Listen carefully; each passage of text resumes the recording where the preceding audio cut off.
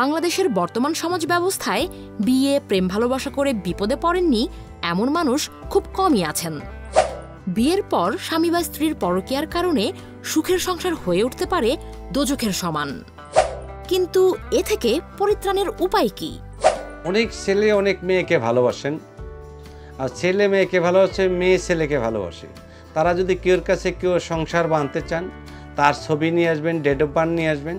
আমরা আপনার ওই ছবি দেখে ডেট অফ বার্থ ইস্তেকা করে দেব। এটা আপনার ফিউচারে আপনার সংসার টিকবে কি টিকবে না, এবং তার জীবনসঙ্গী ভালো হবে না খারাপ হবে, এবং ফিউচার কী হবে।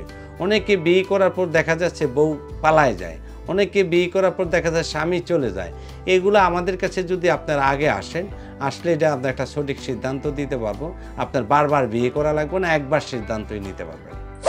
আগে থেকেই আধ্যাত্মিক শক্তি সম্পন্ন ব্যক্তির পরামর্শ নিলে এমন জটিল সমস্যার মুখোমুখি আপনাকে কখনোই হতে হবে না।